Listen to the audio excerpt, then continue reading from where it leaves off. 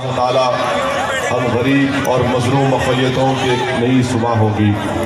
इधर देखो मेरे अजीज दोस्तों और बुजुर्गों, मैं यहाँ पर ये बात कहना ज़रूरी समझता हूँ कि सीमांचल की पसमानदगी की लड़ाई मजलिस अख्तरुल ईमान साहब की क़यादत में लड़ रही है और ये एक बड़ा नाजुक वक्त है आप तमाम के लिए।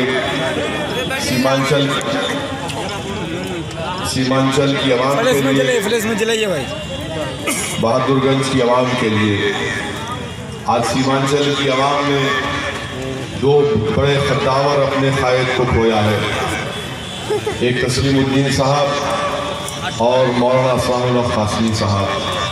आज सीमांचल के पास मैं खाली नहीं मारना है मेरे भाई, मैं खाली आपसे दाद हासिल करने के लिए नहीं कह रहा हूँ, बल्कि आपको एक पैगाम दे रहा हूँ, आपको समझाने की कोशिश कर रहा हूँ कि आज सीमांचल की आवाम ने दो बड़े अपने कायदीन को खोया है। ये बड़े कायद थे तस्लीमुद्दीन साहब और मौलाना असलामुल्लाह कासमी साहब। आज सीमांचल की आवाम के पास ऐसा कोई खद्दावर शख्सियत या फिर इनका कोई नाम बदल अगर मुझे नज़र आता है तो मेरे भाई अख्तरुल ईमान में मुझे नज़र आता है।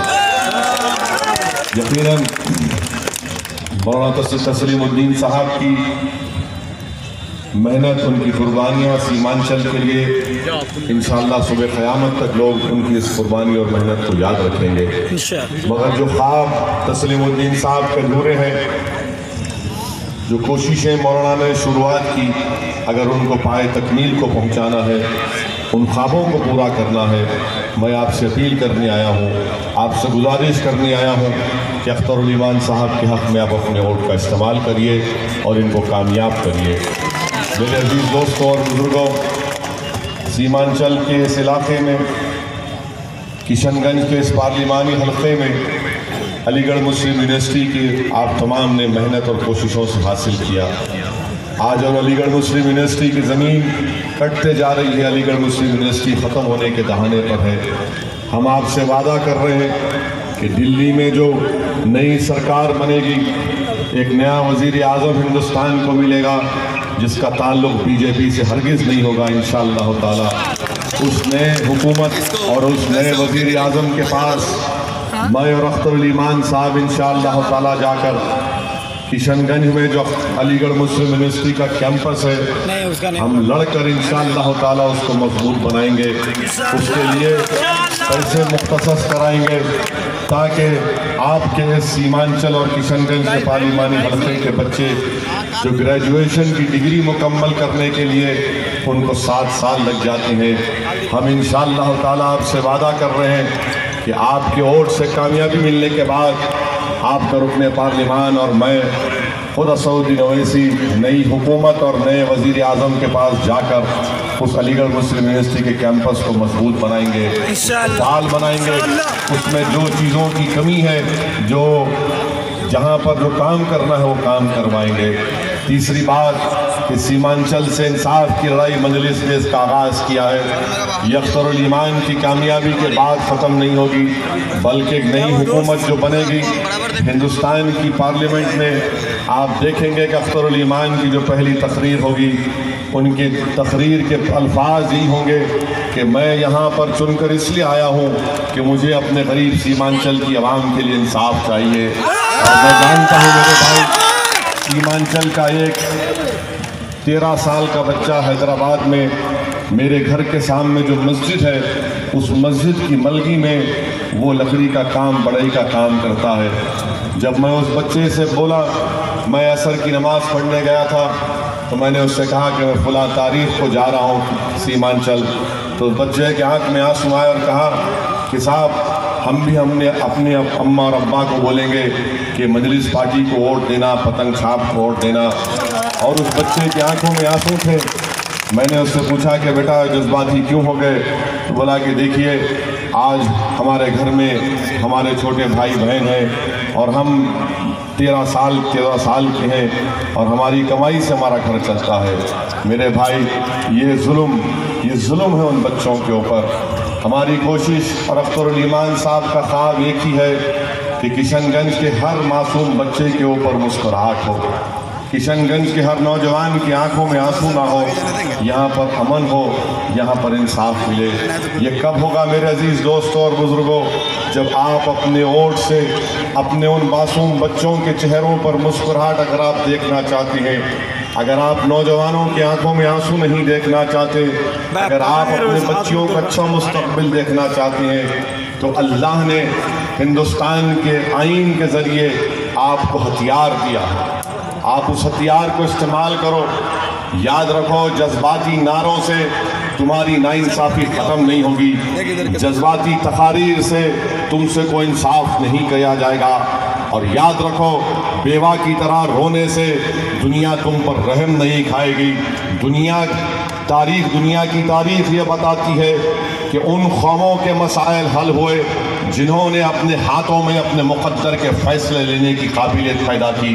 आज वो काबिलियत आप में है। बहादुरगंज की गरीब आवाम, बहादुरगंज के गयूर नौजवानों, बहादुर यहाँ के हमारे बुज़ुर्ग, मैं आपसे अर्ज़ कर रहा हूँ कि आज आपको अल्लाह ने एक मौका दिया है कि आपके पसंद का उम्मीदवार आपके सामने खड़ा है।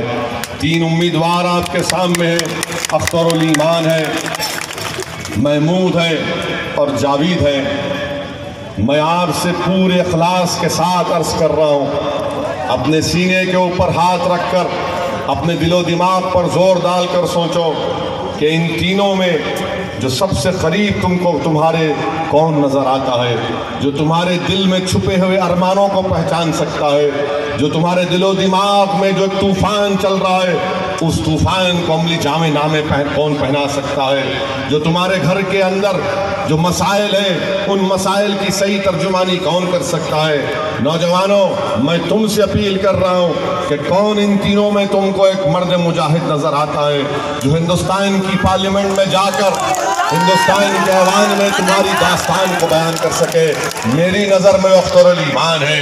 मैं हैदराबाद से आया हूँ मेरे भाई, 2000 किलोमीटर का सफ़र तय करके आया हूँ। मैं आपके सामने दिल खोल कर कह रहा हूँ और अल्लाह मेरी इस बात की गवाह, अल्लाह को गवाह बनाकर कह रहा हूँ कि मैं यहाँ पर सियासत करने नहीं आया हूँ। मैं सीमांचल की आवाम से इंसाफ की लड़ाई लड़ने आया हूँ। मैं सियासत अपनी जगह पर है, मगर आपकी सीमांचल की ये लाचारगी, ये बेबसी, ये गुर्बत और ये तमाम इस्तेसाल जो हो रहा है, इसका खात्मा करना है मेरे अजीज दोस्तों और बुजुर्गों। वो कैसे होगा? वो किसी सेमिनार हॉल में बैठकर एक पेपर पढ़ने से नहीं हो सकता है। आपको सियासत में हिस्सा लेना है, अपनी जमात मंजलिस को कामयाब करना है। दीगर जमातें भी हैं, मगर बताओ उनमें किस तरह की आज़ादी है? क्या उनके एमपी को बोलने की इजाज़त है? क्या उनको सीमांचल के गरीब आवाम की आवाज़ उठाने की इजाज़त है? अख्तरुल ईमान ने सही कहा मेरे भाई कि मरहूम मौलाना ने दिसंबर 2017 में जब ट्रिपल तलाक का मसला आया और सारे हिंदुस्तान के मुस्लिम अक़लियत कह रहे थे कि ये बिल हमारी ख़वातीन के खिलाफ ना सिर्फ नाइंसाफ़ी पर मुबन्नी है बल्कि ये खुली हमारी शरीयत में मदाखलत है, उस वक्त मौलाना मरहूम को उनकी पार्टी ने बोलने नहीं दिया। और दुनिया ने देखा जो आज ये कांग्रेस के लोग और ये जेडीयू के लोग कहते हैं कि एक आदमी क्या करेगा। अल्हम्दुलिल्लाह अल्लाह सुब्हानहू तआला ने असदुद्दीन ओवैसी को मौका दिया और एजाज़ दिया कि मैंने हिंदुस्तान के 540 के ऐवाने लोकसभा में खड़े होकर बेखौफ होकर मैंने उन तमाम मसाइल को उठाया। मैंने ये नहीं देखा मेरे भाई, मेरे बुजुर्गों, मैंने ये नहीं देखा कि वक्त का फिरौन और नमरूद हमारे सामने बैठा है। मेरे सामने सिर्फ एक ही बात थी कि कल जब मैं इस दुनिया से जाऊंगा, इस जमीन की ग़िज़ा बनूंगा, तो यकीनन मुझ में बहुत बुराइयां हैं, मुझे बहुत ऐब है, मगर मुझे पूछा जाएगा उस हशर का मैदान में कि बताओ जो तुमको इज्जत और मुकाम दी गई थी, जिसका तुम नाम लेते हो मोहम्मद का सल्लल्लाहु अलैहि वसल्लम का, बताओ तुमने क्या अदा किया? मेरे सामने बस वही था। मुझे किसी चीज की परवाह नहीं थी, मुझे सिर्फ इस चीज की परवाह थी कि कल जब मुझसे पूछा जाएगा तो मैं कहूंगा कि हाँ, मैंने यह काम किया कि मेरे सामने वक्त के ताकतवर तरीन शख्स थे, लोग थे, पार्टी थी, मगर मैंने अपना हक अदा करने की कोशिश की। यही काम हम कर रहे हैं, यही हमारा जज्बा है, यही हमारी सोच है। अरे कांग्रेस के पास 45 MP थे, मगर किसी ने साथ नहीं दिया। किसने साथ दिया? मोदी का साथ दिया। मोदी का साथ दिया 2017 दिसंबर में। मैं चैलेंज कर रहा हूं, मेरी बात को झूठ साबित करो तुम। मेरे भाई, लोग कहते हैं एक से क्या होगा। अरे एक शख्स चेहरे पे दाढ़ी और सर पे टोपी, जिस्म पर शेरवानी, तो सबको परेशानी हो गई वहां पे।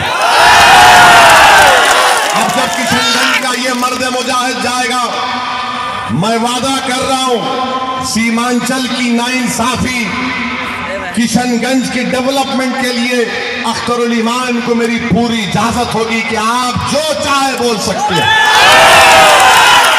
ये हम में और उनमें फर्क है। और फिर ये लोग जो कह रहे हैं कि एक से क्या होगा, अरे पापियों, जरा ये तो बताओ, दुनिया को एक ने बनाया या दो ने बनाया? इस दुनिया में सूरज तो जिसने बनाया वह एक ने बनाया या दो ने बनाया? रात जब हो जाती है तो चांद निकालने वाला एक है या दो है? हमारे सरों पर या आसमान का शामियाना एक ने बनाया या दो ने बनाया?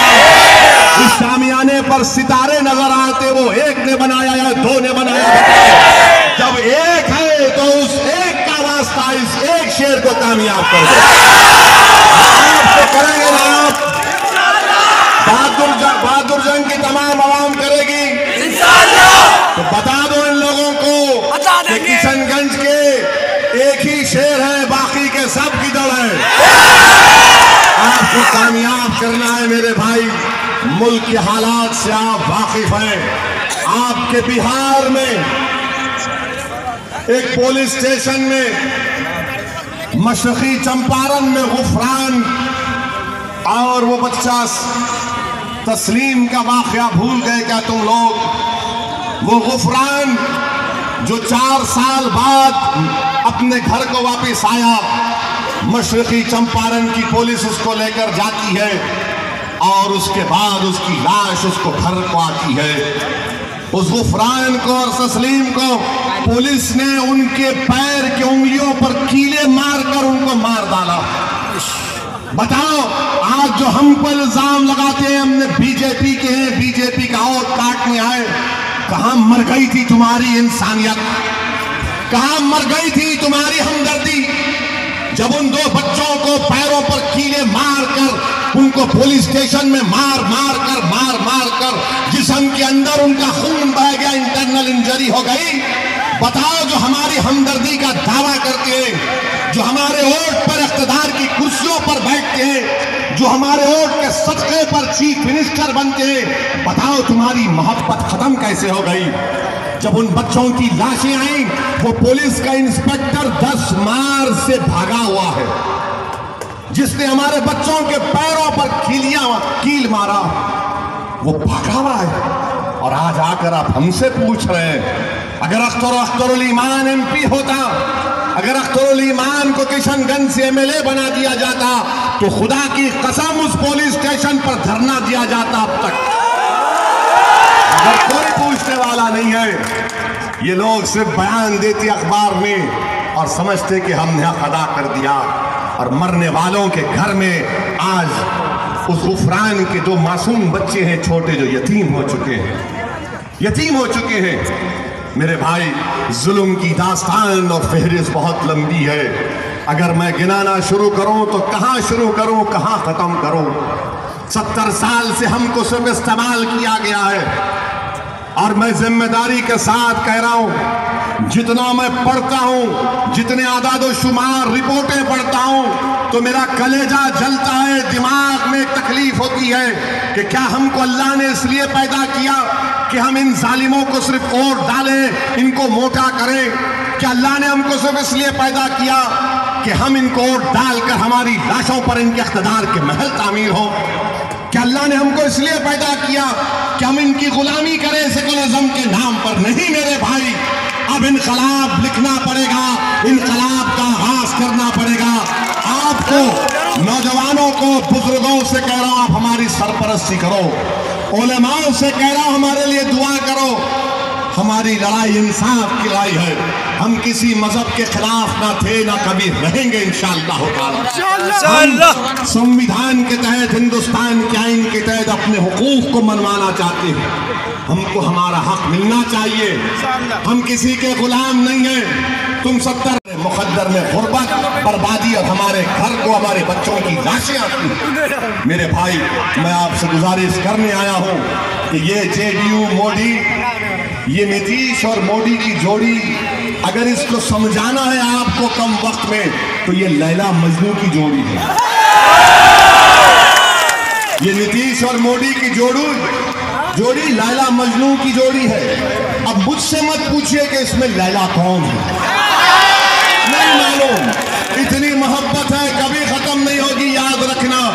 इसने धोखा देकर वोट हासिल किया और आज आप देखते हैं कि नीतीश अपने महबूब की बाहों में लेट कर सो रहा है, मोदी का नाम ले रहा है। मेरे अजीज दोस्तों और बुजुर्गों, 18 तारीख के दिन आपसे अपील कर रहा हूं कि सीमांचल की पसमानदगी को दूर करने के लिए, सीमांचल की बेबाक आवाज को हिंदुस्तान के पार्लियामेंट में पहुंचाने के लिए, तस्लीमुद्दीन और मौलाना असराउल हक मरहूम के ख्वाबों को और उनकी तमाम चीज़ों को पूरा करने के लिए आप अख्तरुल ईमान को कामयाब करिए।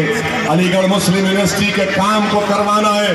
इंशाअल्लाह ताला हिंदुस्तान में एक नई हुकूमत बनेगी। आप याद रखना मेरी इस बात को, आप याद रखना कि रमजान का महीना होगा।